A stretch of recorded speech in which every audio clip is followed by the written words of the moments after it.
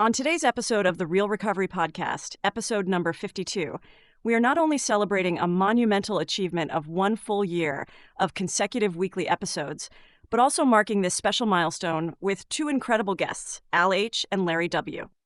With a combined total of over 90 years of sobriety, Al and Larry share their transformative journeys, deep-rooted friendships, and the invaluable lessons they've learned over decades of recovery. This episode is a heartfelt celebration of perseverance, community, and the power of shared experiences.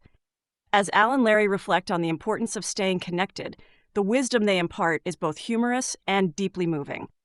Join us for this very special episode, where we honor not only their sobriety, but also the extraordinary gift of continued recovery and friendship.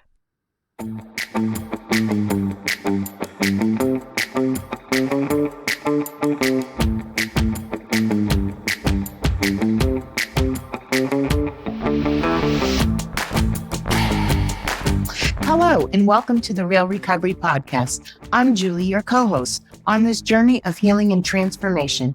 Together with my co-host, Peter, we dive into the heart of recovery, sharing stories that resonate with courage and inspiration. That's right, Julie. Each episode is a new chapter in this vast narrative of recovery, and we're honored to bring them to you. But keep in mind, the perspectives you'll hear are for informational purposes only and may not reflect the views of the podcast or our partners.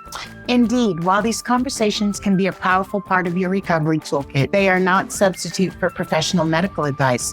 We encourage you to seek guidance from your healthcare provider for any treatment-related decisions. And if you're facing an immediate crisis, or if you just need to talk to someone who understands, don't hesitate to call the Recovery Crisis Line at 503-223-8569. That number is also on our website. Help is available 24/7. Now let's begin our episode Of recovery, real recovery. Oh, yeah. So welcome to the Real Recovery Podcast. And I think today, say hi, Peter. Hi, Peter. I think today is going to be the funnest one we've so ever cool. done. I've been talking one of my besties into it for months now, and talked his bestie into coming up from Corvallis. So I'm here with Larry and Al, and between the two of them, I'm going to get emotional. They have 92 years of sobriety. Wow. Larry has 50 years and Al has 42. 49 until May. Oh, Yeah. don't get technical. Who's counting Bitch, minutes? please. Yeah. And then Al and Larry have talked on the phone every day for almost every day for 40 years. Probably. Bitch, you called me. He She said, keeps bitch keeps answering. calling me. I love it. Anyway, thank you so much for agreeing to do this. Larry asked me what the fuck was a podcast. So I had no idea what the damn things are. But Yes, me, let us know. she said, just come up. the first time he listened to it, he goes, "Oh my God, you sound so professional." He goes, "Not like you." I told him I use my Sprint voice. Where do we get started? Since you have the most time, how did you get to AA? That's Larry, she pointed at. Oh, People yeah, can't sorry. see who Oh, you're you know, pointing I at. was born and raised in Montana in a small town of about 100 people. And the only thing I knew as a kid was everybody in town was a drunk. And the living room for my little town was the bar. And that's where we all congregated. And in those days, kids went in the bar too. And so it was just one big happy dysfunctional family. Wow, kids went in the bars. It was a different thing then. A bar was just like a living room for people. A gathering Yeah, place. a gathering place. And so I was around booze all the time. Our house was party central in our little town. My folks were musicians, and there was always a jam session Wow. at our house. And with the jam session came lots of booze. And it was a fun atmosphere. There wasn't any bad things you hear about in meetings all the time, wife beating and all that. They just didn't exist. It was just a town of people who drank a lot and took care of each other. Nice. And that's the way it was. So growing up, drinking was nothing. It was just something we did. But what I didn't know was I always went over the line. I was always the one that got so drunk, somebody'd have to carry me home, or from the time I was a kid. I loved booze from the first time I took it. But when I was a chronic alcoholic all through high school, it was, I just didn't give it any thought because everybody drank. So you didn't know? I didn't know. Yeah. Then I went into the Navy a week after I graduated. And that's when I really learned how to drink. And a lot of people say that. I went through boot camp in Great Lakes over in Chicago. And I have recordings of me home on leave that it would have been Christmas, I think, or New Year's of 1965. I was born that year. That's the year I graduated from high school. And I have voice recordings of the party that we had, and it's embarrassing. It's absolutely But how cool is it to have the recording? Because I was 18 years old, absolutely shit-faced out of my mind in one of the local bars, and to listen to myself. I think it'd be fun. I'm just being honest. I thought a recording of myself heavily into it, and I listened to that. I'm like, good Lord. Yeah, I wouldn't want anybody to hear it today because it's bad. But it didn't stop me. Hell, I 18, I went back, and in fact, I was on my way to Honolulu to board my ship. It was home ported in Pearl Harbor. And boy, we were in dry dock the first several months that I was over there, so there was a lot of short time. I got to know Shit Street in Honolulu real well. And my friends, Shit Street? Hotel Street. It's the main street that goes through the downtown area of Honolulu. I've never been to Hawaii. We knew it was always called Shit Street to me. And there was a club, and I didn't even know then that I was a homosexual. Shh, but don't tell anyone. I would go down, and there was a bar at the end of Hotel Street called the Glades. And that was a drag bar. Ourselves is in Portland. That I know. And I was attracted to that. But in those days, the drag queens, if they were on the street at all, they had to wear a button on that said, "I am a boy." And wow. But I was just drawn to that. Didn't know why. I thought it was really entertaining. My alcoholism just progressed the whole time I was in the Navy. It just got really bad when I was overseas in Hong Kong. Many times my shipmates would bring me back. And I remember one time on Shit Street, I was pretty well out of it, and I laid down in the gutter and put a nickel in the parking meter. And then I laid down on the gutter to get some rest. Oh, my. The cops came, and I got in a fight with them because I told them I had paid my way. Oh, my gosh. I think they were entertained enough. They didn't do anything. They just left me alone, got me out of the gutter. But it was just, it just progressed fast. But I fast forward to when I got out. I went back to Montana. And I got on right away with Northwest Orient Airlines. Oh. In Bozeman, Montana. And so I went for training back in Minneapolis. Stewardess or pilot? Counter. Oh. Clerk. I was an agent that wrote tickets. We didn't have computers in those days, so everything was manual. Oh, yeah. Shut the fuck up. Yeah, it was, a lot of people got a lot of bargains when I was making their ticket out, let me tell you. Because I wasn't smart enough to figure out all that stuff. And I was usually about half gassed. So anyway, I got stationed in Anchorage, Alaska as my duty station. And one other guy, Bill, he was from Kansas, and he had a car, an old beat-up Corvair.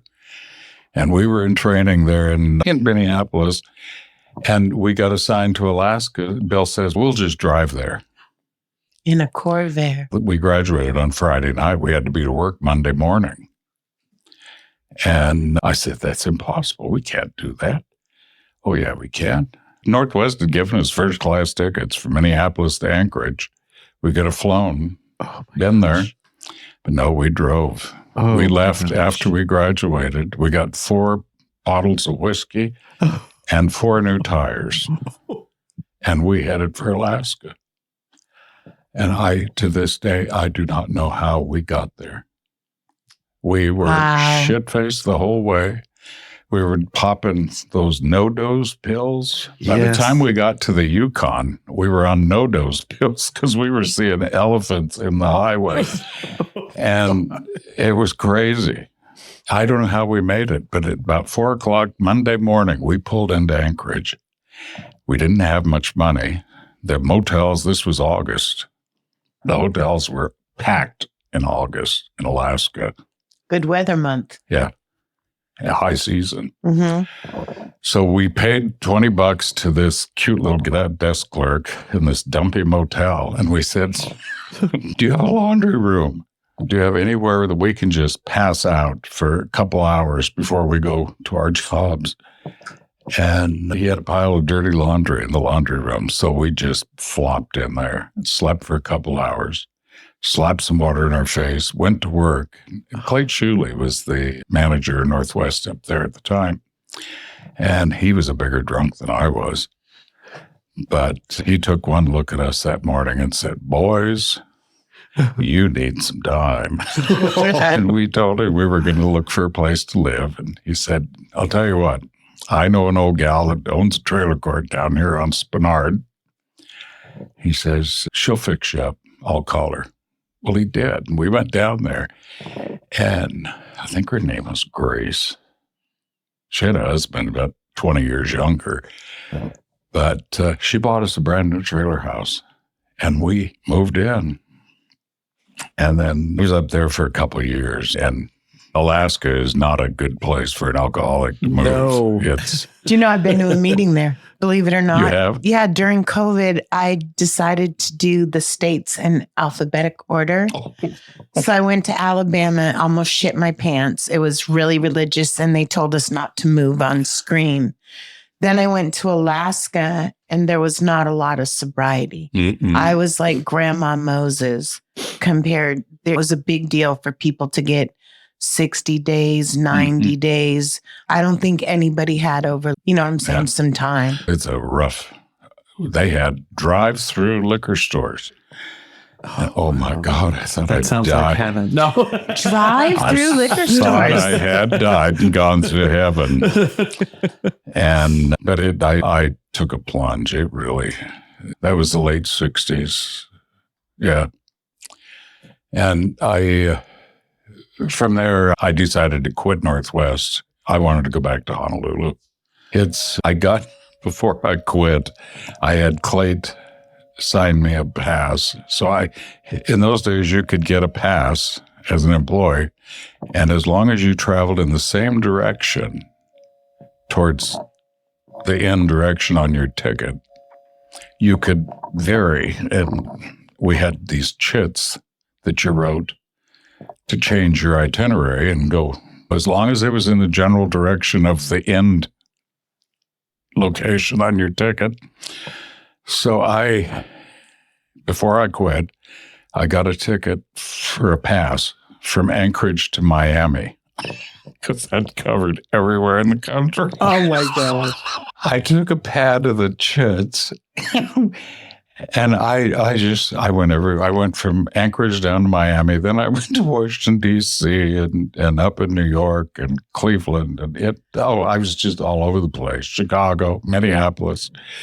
Saw my parents in Montana, but Clayt had signed me a quarter fare ticket.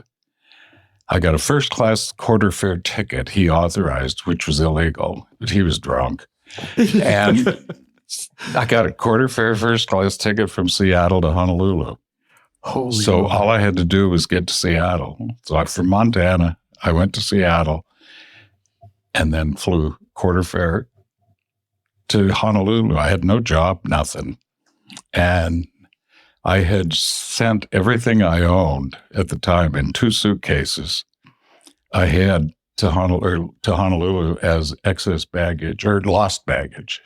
Oh my God. So I put lost bag tags on wow. to ship my bags to Honolulu. So they were there when I got there. And it was just absolute insanity. It sounds Just like insanity. some insanity, but fun. Fun insanity, yeah. But then it just continued to progress downward. And I got tired of living in Honolulu. I moved one time. I think I moved 14 times in 1 year in Holy Waikiki. shit.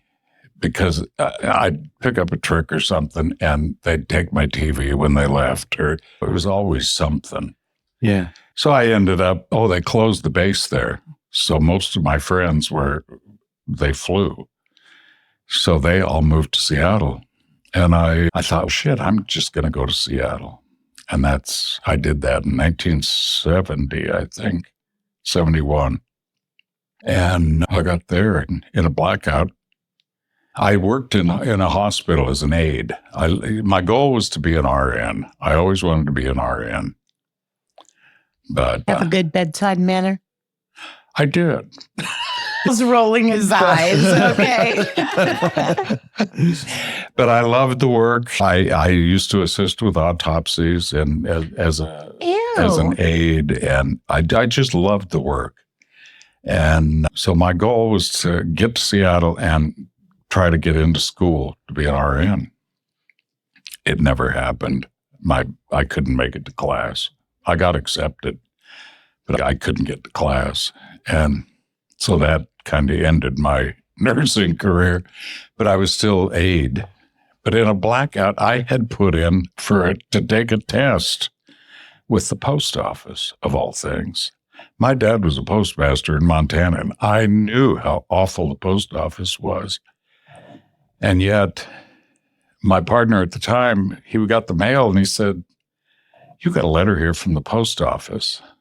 I said, "What the hell would I get a letter for?" Turns out I had applied to take the exam to get hired. And I had no recollection of that. And I thought, hell, I might as well do it. I took the test, but I flunked it. I got a 65, but I was a veteran. And veterans got 5 points free, which gave me a 70, like a which handicap. made me passing. I got on with the post office, and that was so awful. It was just awful. I hated every minute of it. But at that time, they were just starting a program. I got sober in 75. I got hired on in 73. And I got sober in 75. In Seattle? In Seattle. It's where Peter's. Oh, you're from up there? Oh, really? Yeah. He knows Cambridge every bar in Island, but- Seattle. What's that? You know every bar in Seattle. On Capitol Hill at the time I did. Yeah. Yeah. That's where they all were. Yeah. Yeah. But I had a partner, and he was a saint to put up with me. Just had to be. So's Peter's husband. Yeah. Yeah. It was ugly. Yeah. It was for us too. In 25 years, we've been together. Oh, really? Yeah. He unfortunately got cancer, and the prostate cancer. And back then, there wasn't much of a cure for it. And he passed away pretty quickly. It was I got sober, and I got to make my amends to him, and he was so happy. But they started a new program. It was called the PAR program in the post office, Program for Alcoholic Recovery. And when I got sober, you know how we all are. We get sober, we want to be a counselor. I feel like you're making fun of me. I just applied and they denied me. No, just kidding. I don't know what it is about us, but we all seem to want to be. But they opened that program, and I got a couple of years sobriety. And so they opened an office down in Eugene. That's how I got to Oregon. They opened the Employee Assistance Office for the post office in 1978 in Eugene. And so my manager liked me for some reason at the bulk mail center. And he said, Larry, I want you to apply for that job. He said, I think you'd be good at it. So with his blessing, I ended up getting the job. And I didn't know what the hell I was doing. I didn't know anything about the program, but they taught us and got some training. And it got to be a pretty successful program down there. That's awesome. And nationwide. Did you originally get sober through AA? Yeah. There weren't many treatment centers then. I think they had one at Riverside or Riverton Hospital in Riverton. Shadell's was there, I think. Schick Shadell's. Yeah. Back then. But I got sober in AA, and thanks to my brother. But while I was in nursing as an aide at Valley General Hospital over in Renton, my director of nurses, she walked in morning report, and she'd had enough because I was late all the time, and I was typical alcoholic too behavior. Much fun. And I had. She says, in fact, she cussed. She had me. We were together in the room, and she says, "God damn it, Larry." She says, "I get more letters of commendation from our patients about you and how great you are in helping the people out. But," she said, "you're the biggest pain in the ass that I have." and so she says, "You're going to see a movie. You're going down." In fact, she walked in morning report. She grabbed me by the ear. Oh my God. And she said, "You're coming with me." So I went down, and she had it all set up in the theater of the hospital. She had the movie Chalk Talk on Alcoholism by Father Martin. I don't know. Have you ever seen it? No. I have not seen it. I never heard of it. It's an absolute classic. And you really would enjoy it. It's in black and white. It's Father Martin as a Catholic priest that he opened up a treatment center called Ashley, I think, later on back in Washington, D.C. or Virginia. Huh. I sat there and watched that film. And for the first time in my life, I got honest. Mm-hmm. And I had to get honest with myself sitting in that dark auditorium. And the movie, I was sitting there and I was practically in tears because it hit home. The whole goddamn thing was hitting home so close about the lies. And the thing that got me was when you take a drink, you don't want to quit. Mm-hmm. There's never enough. Yes. And that was the bottom line. Yeah. And then when his definition of alcoholic was one whose drinking causes problems and they keep drinking, that hit me upside the head. I thought, that's me. So I walked out of there and I turned in my resignation because I had gotten hired with the post office. But it's crazy, though, how the post office, a higher power works out that you end up in employee assistance. I'm going to go to Al. Yeah, I'm talking to goddamn long. I could sit here and listen to you for 9 hours. It's not a problem. I want to know how you got to AA, Al. I'll tell you. First, I have to tell you a limerick. A limerick? I was talking about Shit Street in Hawaii. I was thinking, limerick goes, "It was early in December, as near as I remember, while walking down the street in tipsy pride. Not a soul was I disturbing, as I lay down on the curbing. A pig came up and lay down by my side." Lay down on the curbing. This is fucking funny. It's good. Was that written because of Larry? Pastor Bob was heard to say, "You can tell a man who boozes by the company he chooses." And the pig got up and slowly walked away.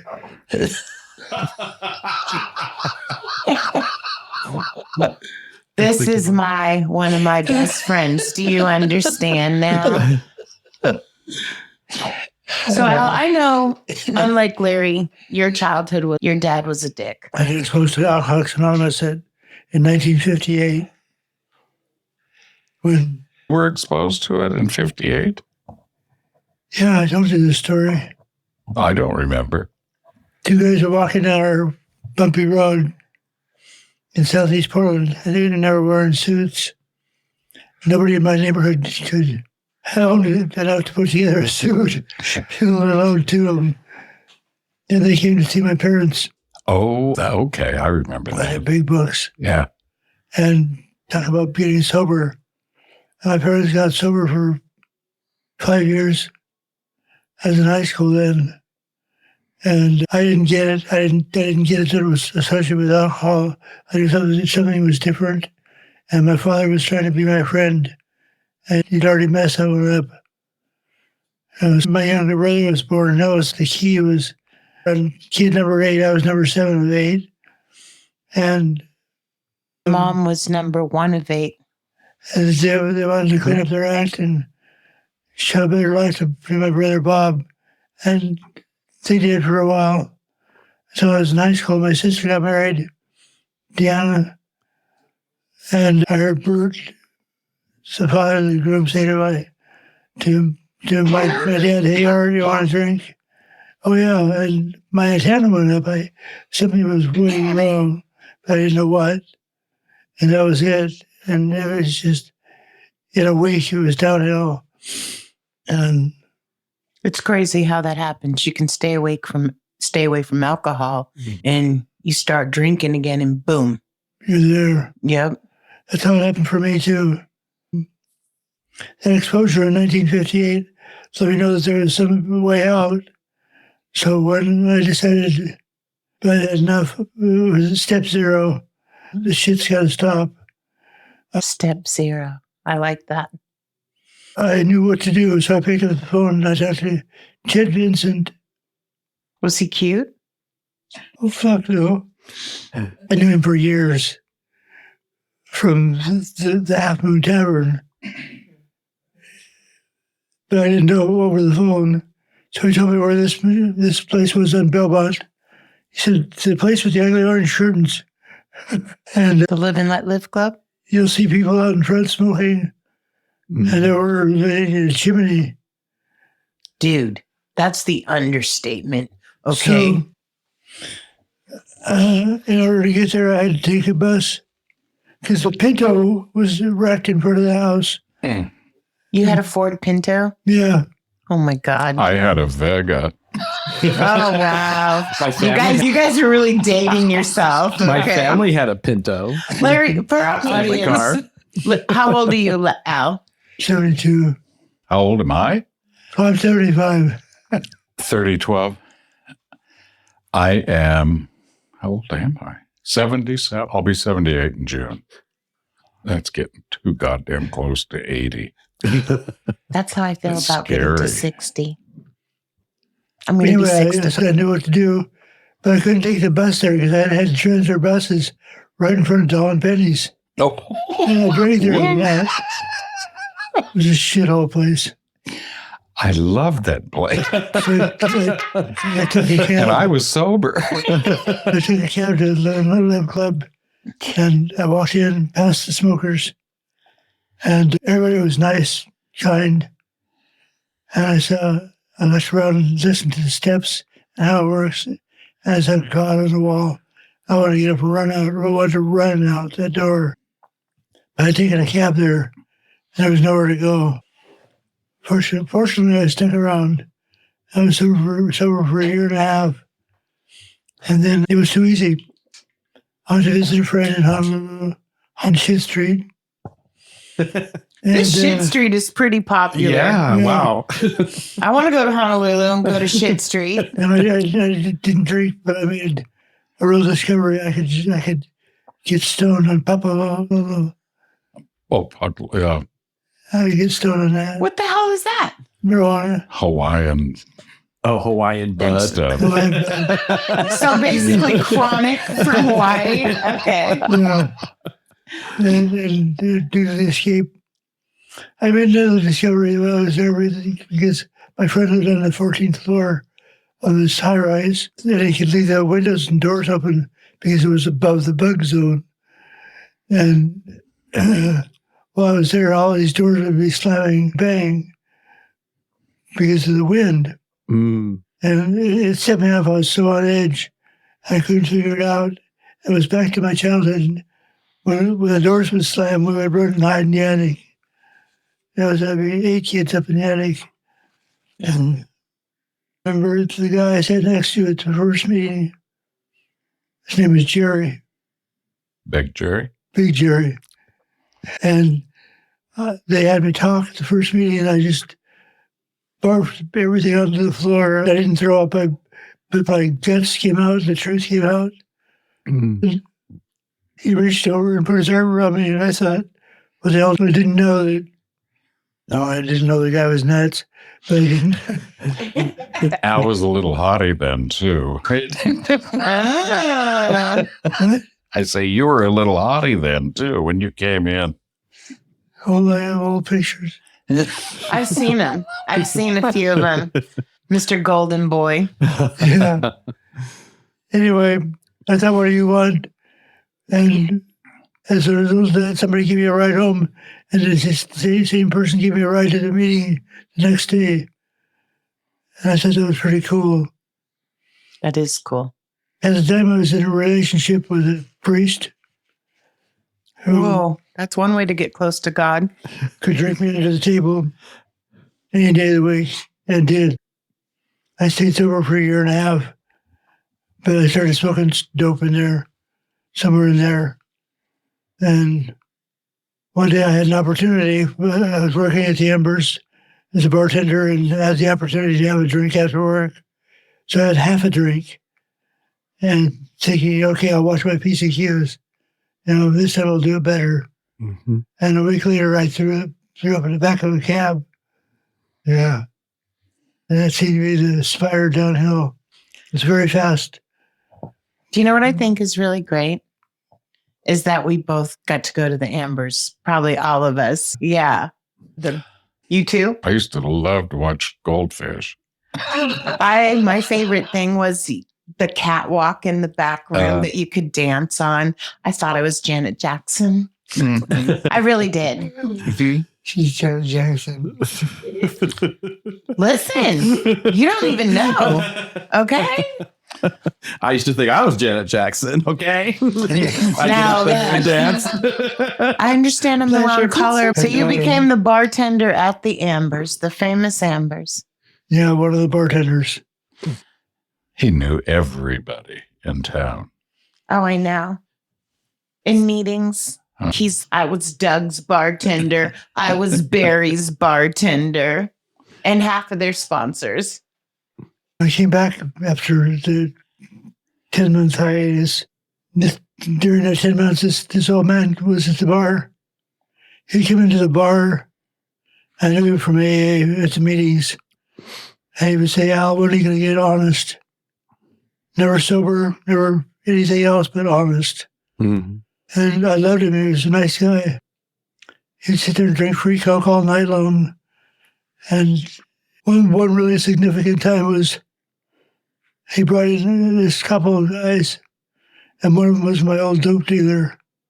Wow. We used to sell dope outside in the blue van outside the family zoo.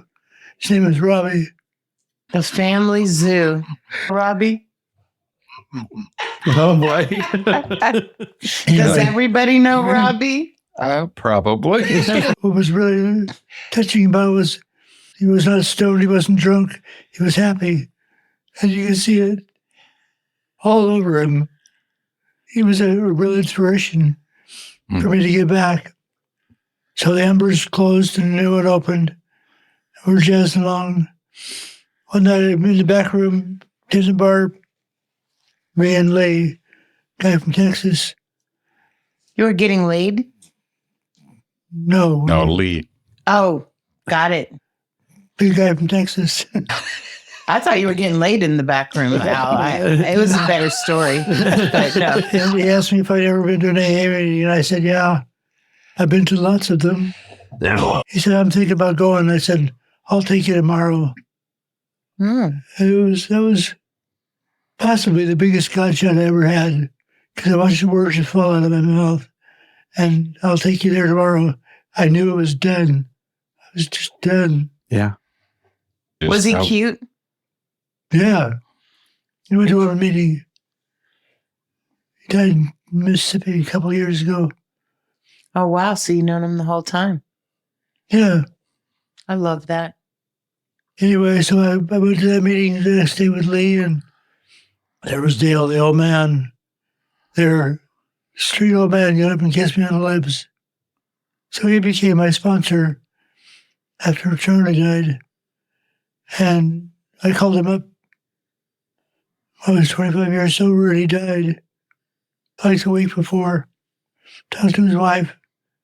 And the odd thing is about growing friends like that is you don't leave them in the dust. You don't forget them when they die. Mm-hmm. I'm not done talking to him.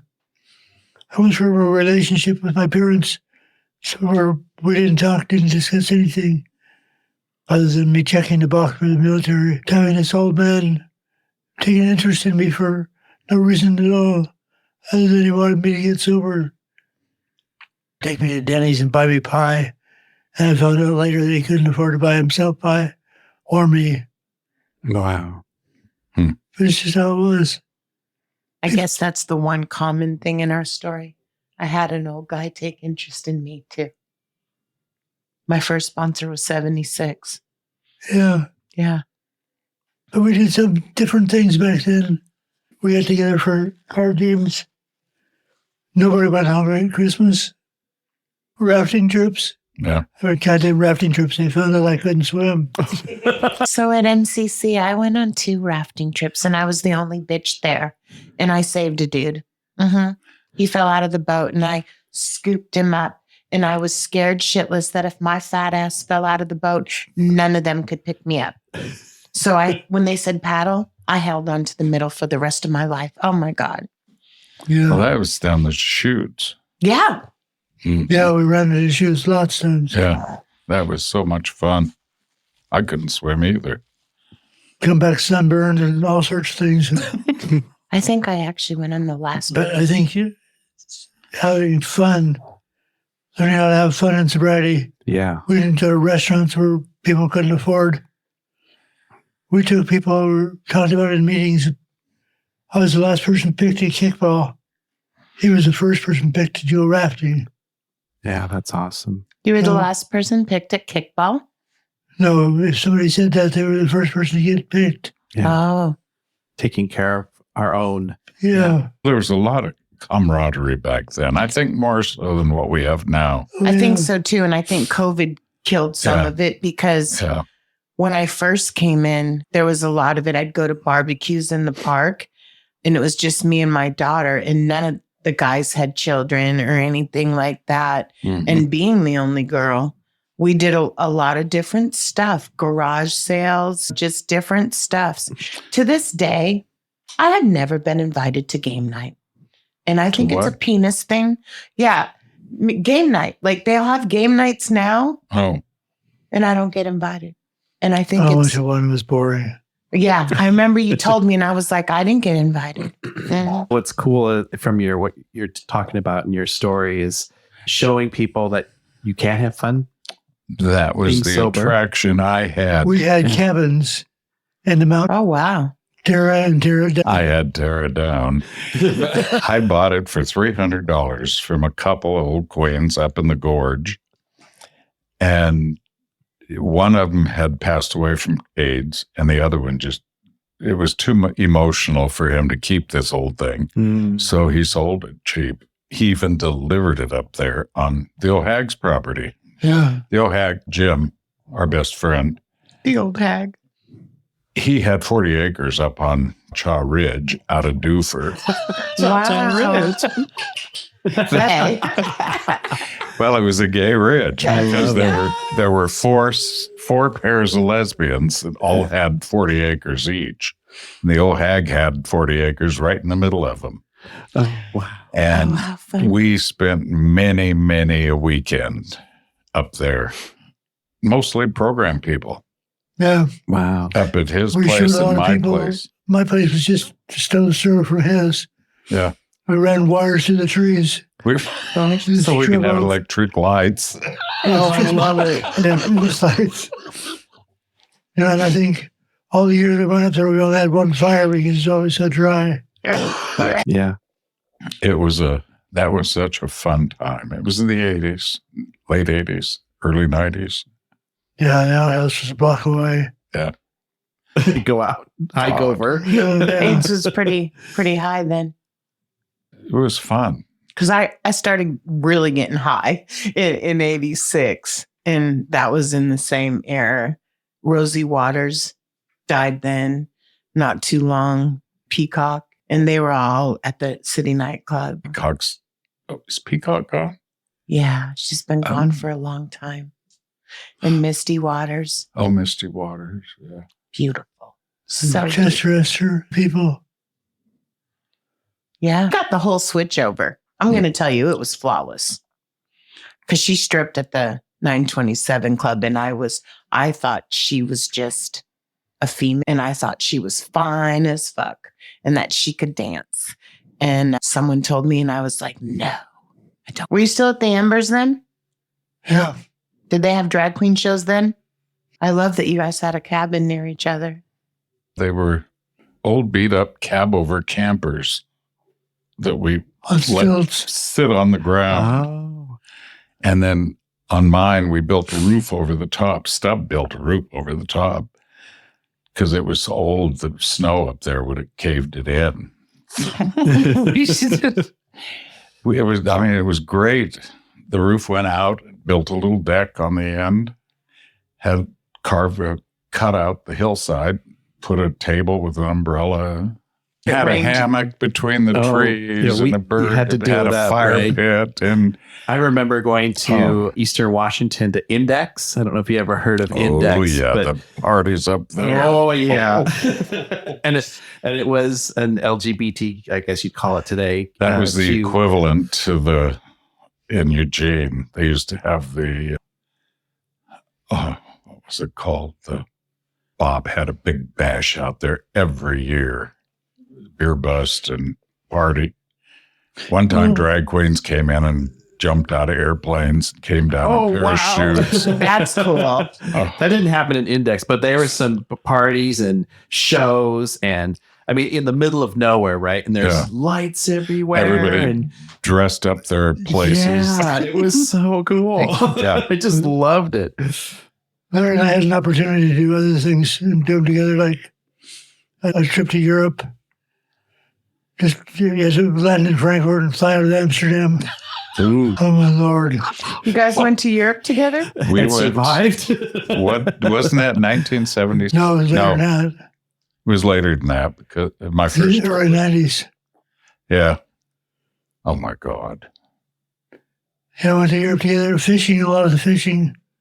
So we went to meetings, we talked about people with 1 year sobriety or less. We went to one meeting one night, Wednesday night men's meeting in Anchorage. And the next year we went to the same Wednesday night men's meeting in Anchorage.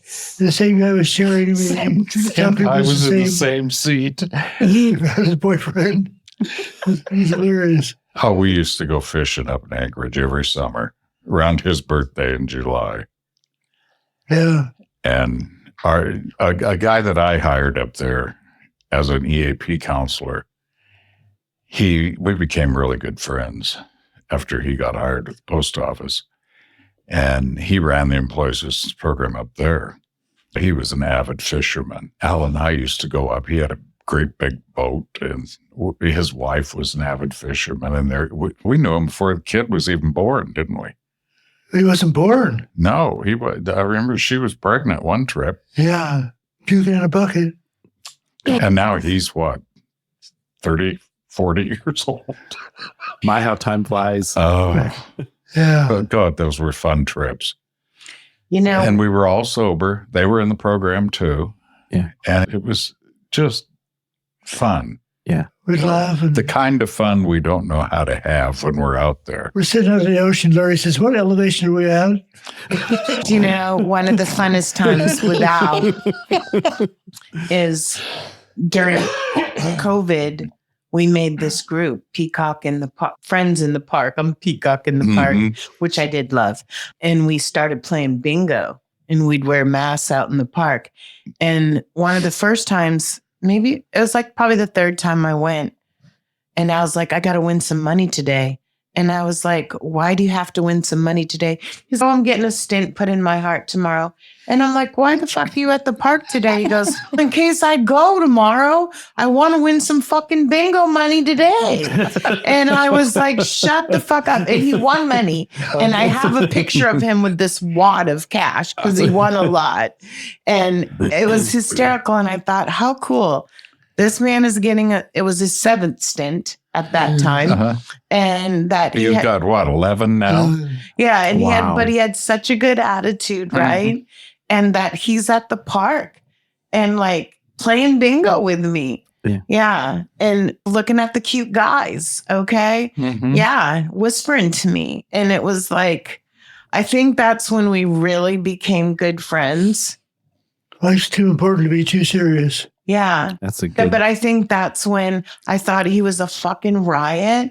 And it was really good for me. And it wasn't until COVID's when I lost my 19-year job. Mm. And when I started hanging out.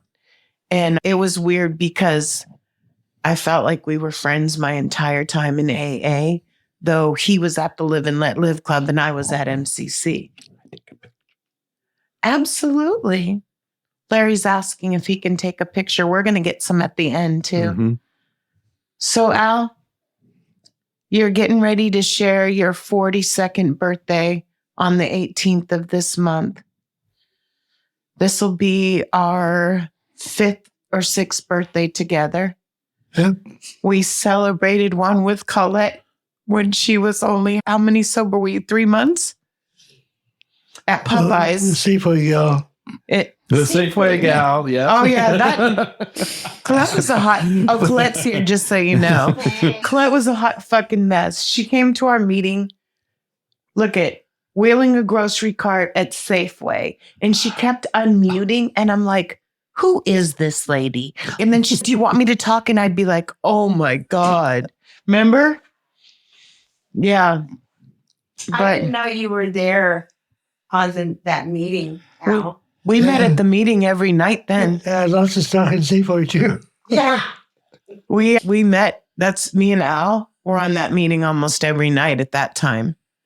And that's when we got close. But I remember Al had never been to the hood, to Popeyes. So I took him to Popeyes for his AA birthday. And it was his 40 years. And he didn't want to hang out with everybody. He invited some newcomers, you and Paul, because he was good looking. My sponsor, Clark Kent. See? Told ya. And Paul has his 5th birthday coming up. I've asked him to do the podcast. But it was a cool night. I still have the angel that you brought for me. Matter of fact, it's on my keychain. I'm so sentimental, you know? And Have you ever done one with Barry? what I've tried. Barry just celebrated his birthday. I sent him a card. He sends me hysterical cards. And I have trigeminal neuralgia. And so does Barry. And he brought me a mask that really has saved my life because I won't take the medication. Yeah. So back to you. What about me? What about you? I don't know. There's too much about you. And I know some secrets. So I Remember don't how trying to find a meeting before computers, General Office in New York used to put out a book that had nationwide meeting directory. Wow. And I used to try to keep one of those because I've always traveled a lot. And I always used to keep one of those on hand to find meetings. But back in the day, I used to carry the little book with me to find meetings. But I could generally get an address, but then honest to God, I would look for smoke billowing out of the door. so many people That's say how that. I find a meeting. I'm going to Even tell in you, I went to a churches. meeting in the bottom of the Alano Club, and it was so smoky, I almost died and didn't make it out. Yeah, it used to And be there was terrible. like, How about Robbie was there? it was What? really scary. I bet Robbie was there. Yeah. There was too many people too. I was really scared. But at MCC, Lunch Bunch is big now. But when I first went, it was like 9 or 10 people. It was good. It was really good. Todd was there. We've been talking about Todd. Yeah. I was doing some changes with the. I had an argument, a beef with somebody. Larry, you were there. Remember the night Steve was going to beat me up during the God. meeting? So, That was the Sunday night, wasn't it? yeah, Sunday night men's group. yeah. Oh my God. A letter from one of the older members chastising me and two other people about what we brought up and said Behavior. during the meetings. Bad behavior. I thought, screw this, I don't need this. This is not why I got sober to listen to these people. So I didn't go to a gay meeting for 15 years. Wow. I've made my home group in Puerto Vallarta. That was when you were married to James. Yes. When did you come back? From Puerto Vallarta, No, to AA in Portland. 2019. That's when I met you. So you moved to Puerto Vallarta and you didn't go to gay meetings. You went to regular meetings or I didn't see him in Portland when I moved back to Portland. Wouldn't you stay half and half? Half the year in Puerto Vallarta and half the year? Okay. He'd You go had a down little there and condo there. spend the winter months, then they'd come back. Okay. Yeah. But, That's why I didn't know him at NCC. yeah. You So- bring up a good point in that we've shared this in other shows that if you're not comfortable, if you're not happy with the meeting that you're going to, there's a billion other ones out there that you can do. And don't let that stop you. Now you can find them on an app, online, Yeah. in a book. One of the nice things that I've found in AA is the fact that a lot of people, they think they have to go to a gay meeting. They think that they have to go to nothing but gay meetings. And I just so disagree with that. Exactly. Me too. Our society, at least in the AA community around the world, gays are accepted just like blacks, Latinos, anybody Trans. else. Exactly. There is no barriers in AA. And I love that you said that. I've always stayed in more of the mainstream rather than just gay meetings. I'll tell you, when I first came in, there were some 13 stepping. It was the popular place to meet somebody. And what a good looking guy. What's that, Al? I was smiling from ear to ear. And for me, right, going to a gay men's meeting was perfect because you didn't want to sleep with me. And I didn't want to sleep with you. So it was good. Oh, we had the Sunday morning. Oh, my God. If the post office had ever found out I was running a gay meeting on Sundays in my office. Oh, I love it. it was awesome. Did you hear that, post office? But we had the Sunday morning, what would any Links group Thanks. I think that met in my office, and we had one lesbian woman that came regularly, Kathy. And she ended up dying a few years ago. I stayed in touch with her, but she felt comfortable in that men's meeting, and there was never a problem. I know a Kathy that died a few years ago, too. No, the problem is not meeting where you're not dairy creamer or half and half. Chili That was donuts, the controversy. chili donuts or chocolate donuts. Yeah. It was real Oh, tough. my God. That was really a fun group. Yeah. And it was a serious group of, most of us were middle-aged. Oh, some dad walked in one time. Oh, I know the story. You just all get out. And we were just right at the half-year mark. We needed a new treasurer and a new secretary. So we elected him to both. Give all the money and never saw him again. He was so cute. He didn't have any sobriety, but he was so cute. I was just like, take the money. We all voted for him unanimously to be treasurer. Oh my God. Next thing you know, our pot is gone. I want you to know that Al will still do that. What? Al would still do that, just so you know.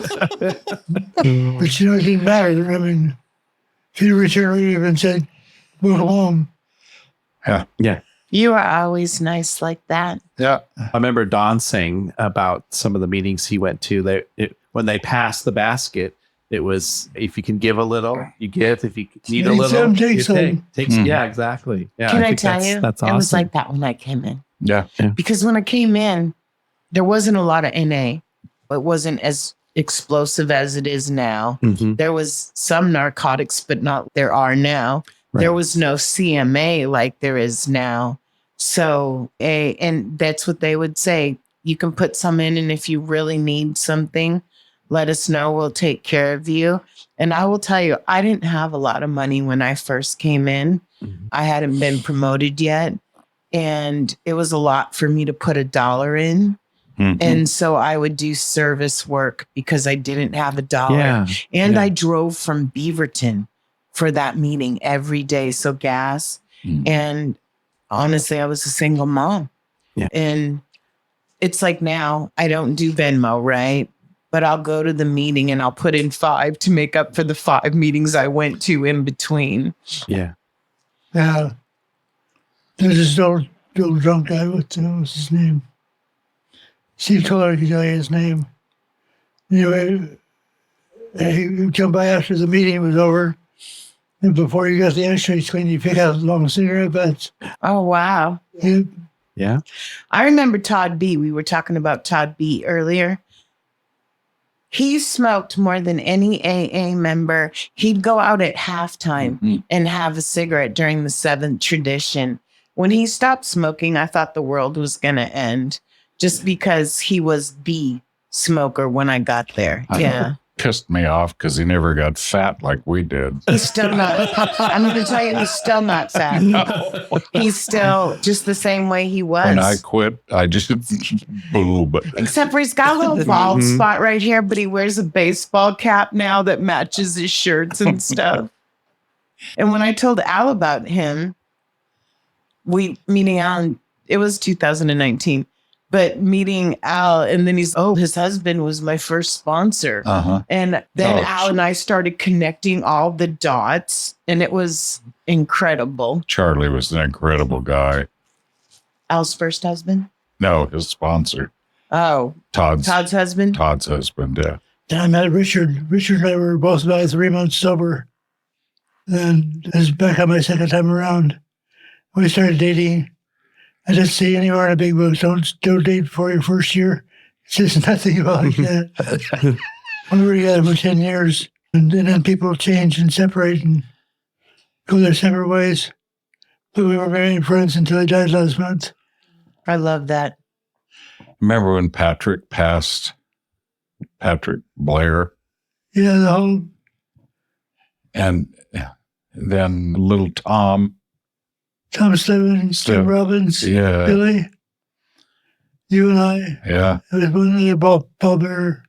We damn near dropped Patrick going up those steps at the church. Yeah. Oh. That is crazy. So crazy. Yeah. So it was back to the women, the lesbians in the Live Club. Got together, made food trains for people who were shut in. So they couldn't get out to the store with HIV. Yeah, they took care of a lot of the guys. And when AIDS hit full bore, the recovering community came together so quickly. And when our house was really active, we had people in the program that would volunteer constantly. Maybe you know my first sponsor. So my first sponsor, Fred Kirsty, he used to grow weed for the guys in our house to help them eat. And he never smoked it, but he was a professional gardener. And he used to bring them weed just so that they would eat because there wasn't medicines That's out where there. I met Lassie. Yeah. I heard her before, but I met her, cooked her dinner. Yeah, he took care of this guy. And then he also at the Claremont, they had a house over there for some of the guys as well.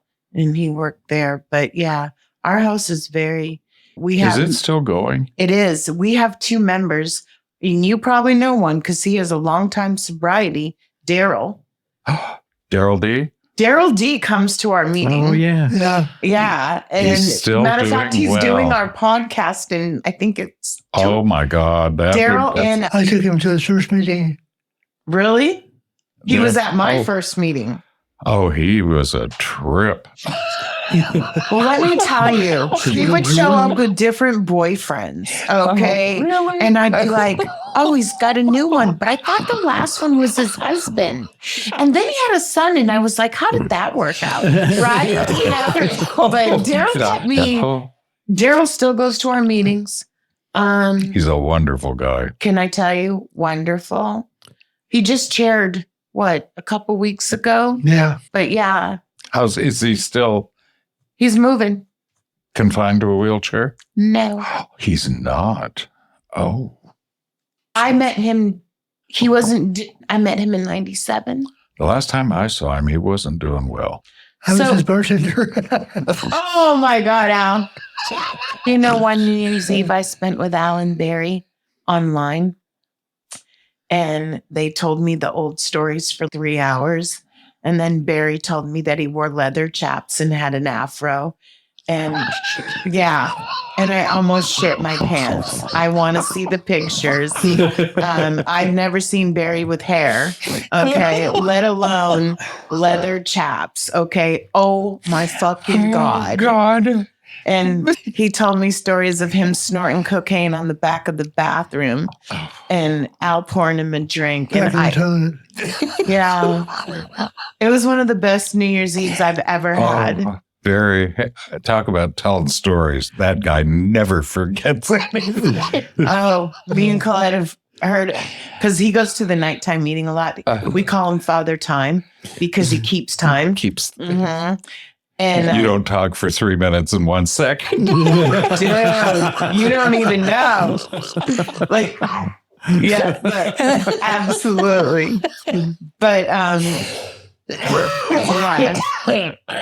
but him, he is a character. But Daryl, wow. Barry, I have Daryl's phone. Amazed me. When he first got sober, I thought, oh my God. What a hot mess. I don't know if what he is today is nothing. Can I tell you, he saved me and I didn't know who he was. I was really upset at probably 2018 or 19. And somebody that I just valued beyond lied to me. And it was the stupidest lie, but they had lied to me for 18 years. And I was like, I trusted the guys in AA so much, right? Because it wasn't about sex or money or anything. And they always just wanted me to do good. But I was took back by this lie. And I was like, I don't know if I'm going to fucking go to AA anymore. And I went to a Sunday meeting because my sponsee was secretary and I was chairing. And I was sharing this, that little fucking pissed at AA. And this guy in the pew says, AA is in the books. The fellowship is in the people. Basically saying AA wasn't a lie. It was the person in the fellowship. And I thought about that for 2 weeks. And I met my sponsee a lot during that time because he was obnoxious as fuck at that time. And so I stayed. But I was at the crossroads of gonna leave. Mm-hmm. He started cracking up with each other. Yeah. But I didn't know Barry at the time. So he was just a voice in the pews. He's a voice you don't forget. One night, we're on the nighttime meeting, and he says that. And I was like, that's who the fuck it was. And it all clicked. Everything came together. There's a story that not very many people know. Larry knows. When I was a partner, I put this facade on in AA about everything being hunky-dory and kind. We all do that. Mm-hmm. And nobody knew I even smoked. And finally, my brains were coming out of my ears. I didn't know what to do, but I knew I had to talk to somebody. I went and knocked on his door, smoked all those cigarettes and talked my ass off. And he listened. No judgment. And that's why I'm still sober, is because there's no judgment. Right. No shooter wanted. I'm talking to a guy who's been sober for a few days, and he's disappointed with the meetings. And no judgment. Just don't drink today. Right. That's what I care about.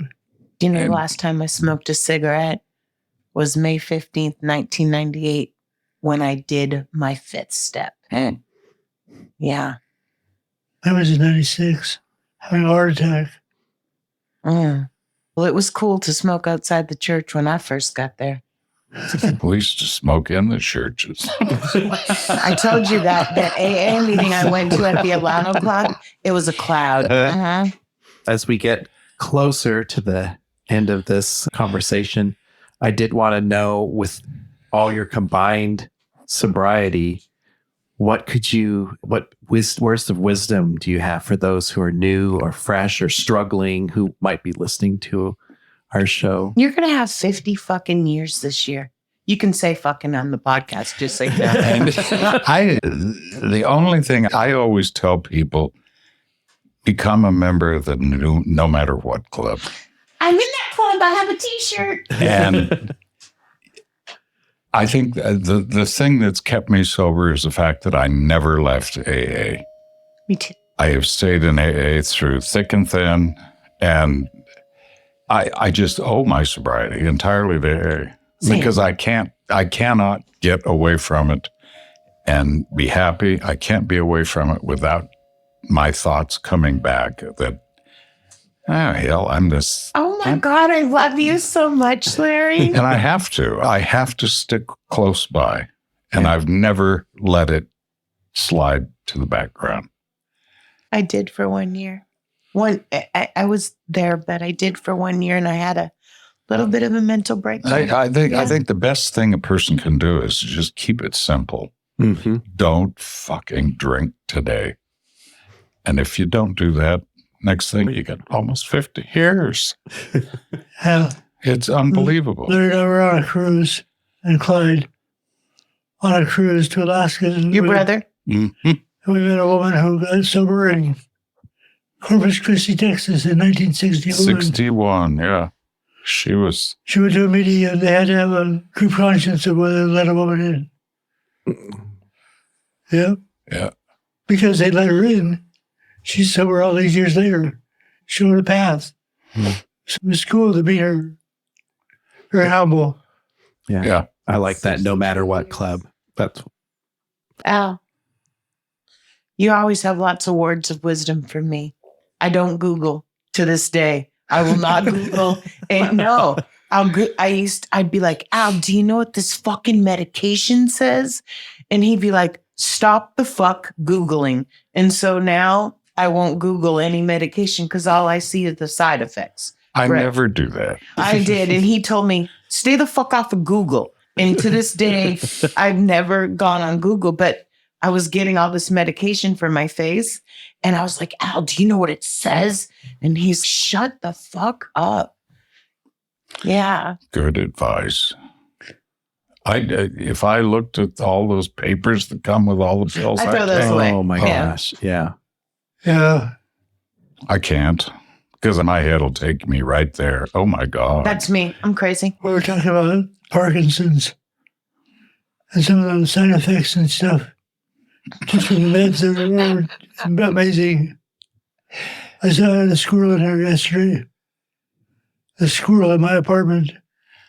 And all the doors were closed. It was like a hallucination. I knew right away it was a hallucination, so it was harmless to me. Yep. But it's scary sometimes.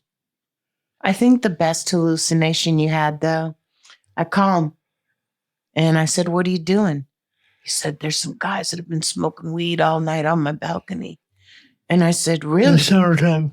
Yeah. And I said, really? And he said, yeah. And I said, so what are you going to do? What do you do? I gave him a bottle of water. and so I'm thinking maybe it's real, right? So I called back in a few hours and I said, Al, are they gone? He said, no, they're in here now. I gave him a blanket. And I was like, okay. I called him one day and he was having an hallucination, or you called me. I don't know. God. But the eyes were after him. And the next thing, the eyes were out to kill him. So Yeah. I knew it was a hallucination. But I said, I tried to go with it. But then I hear this crash, and he had his cane. Evidently, you were banging the wall, trying to kill the eyes. And I called the police on myself. he called the police. And I pulled the fire alarm twice. I know when he fell at the house, right? He was so excited about the paramedics that came. It was just wrong. He was like, I might do that again for fun. Yeah. That was me when I had open heart surgery, and I went to vacation to Hawaii, and the incision opened while I was over there. And I had 2 great big holes in my chest. And on the flight home, it opened up again. The ER in Honolulu had patched it up, but it wasn't old. And so my doctor said, come home early.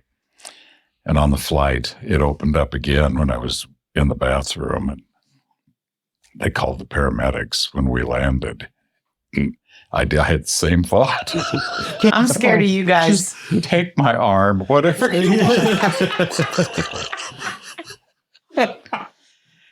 Oh, God. I know one thing that's true for you.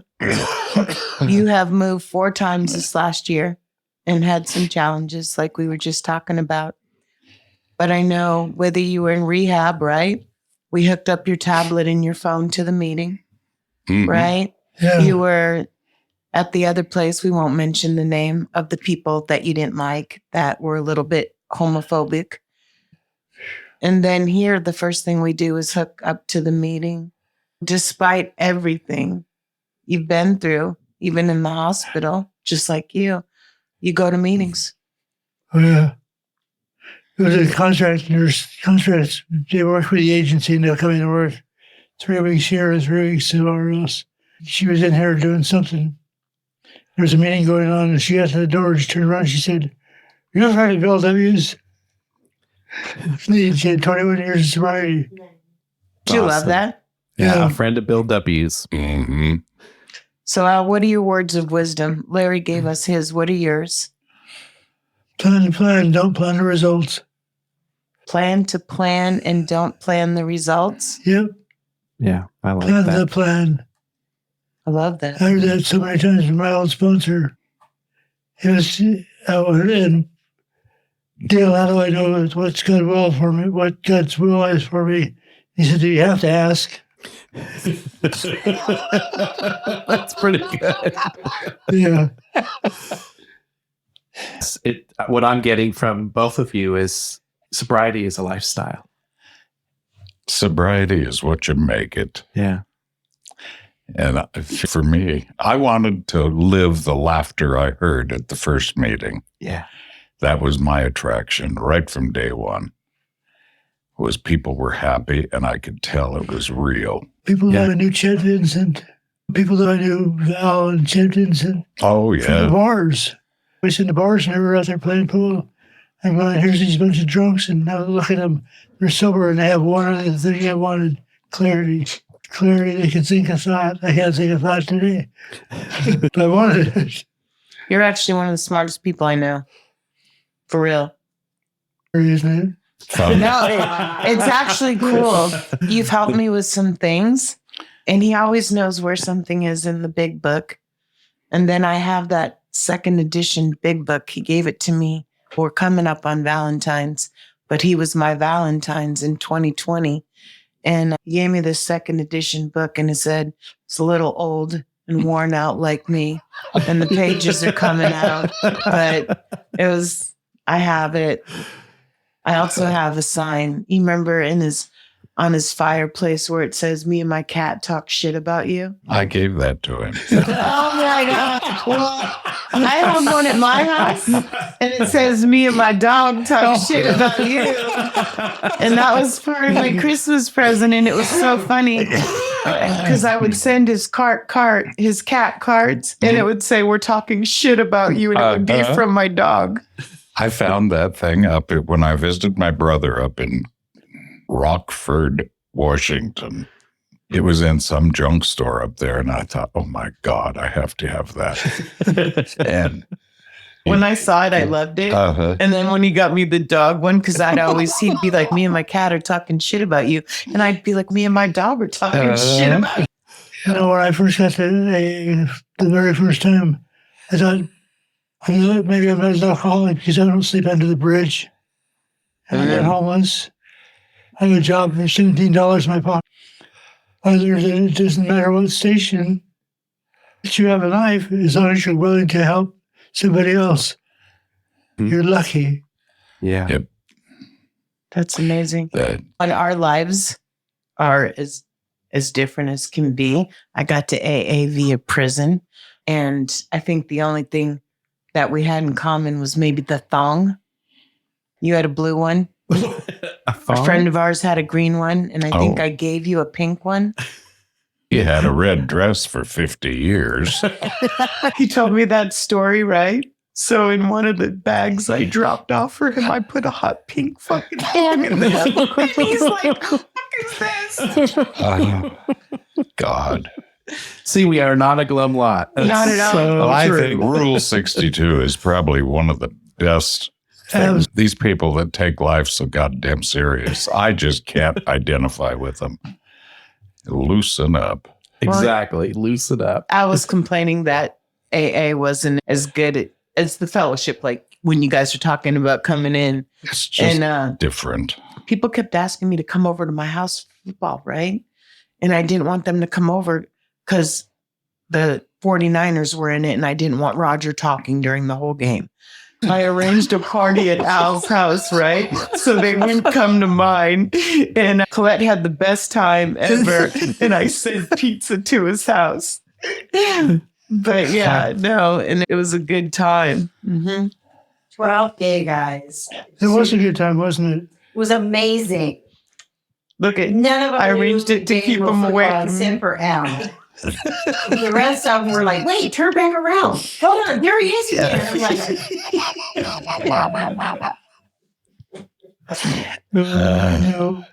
This has been fun. Yeah. For somebody who didn't even know what the hell I was getting in. I told you Well, it'd be fine. We are so appreciative that you were able to take time out of I know you're traveling and so forth. And Larry drove all the way to Portland from Corvallis to do this without. yeah. To do something I didn't know what was. Before he's off to Hawaii. Okay. No, we appreciate it so very much. This has been a really wonderful time. Oh, thanks. I love you. I love you too, Larry. Thank you, Larry. Thank you, Al. And thank you, everyone, for listening.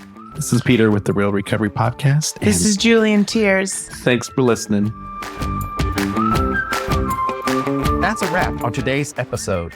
Thanks to each and every one of you for lending us your ears and hearts. Your engagement is what fuels our passion and keeps this podcast thriving. We cherish the moments we share here and hope they resonate with you, whether you're on a daily commute, at the gym, or just taking a moment for yourself. Make sure to head over to our website at realrecoverypodcast.com. While you're there, subscribe to our newsletter for the latest insights and uplifting stories from our community delivered straight to your inbox. Click that subscribe button on your favorite podcast player too, so you can keep up with every new episode. It's your support that keeps our conversation alive and meaningful. And if our stories have touched you, consider using the donate button on our site. Your contributions, no matter the size, are deeply appreciated. They help us continue our mission of sharing hope and healing. Join us beyond the podcast and follow our journey on social media. Find us on Instagram, Facebook, and on X, formerly known as Twitter. All the links are on our site, so you can stay connected and be a part of the Real Recovery community every day. Your likes, shares, and comments not only spread the message of recovery, but also remind us that we're all in this together. So, until we meet again, remember that recovery is a journey, not a destination, and we'll be here to accompany you every step of the way to recovery, real recovery. Thanks for listening.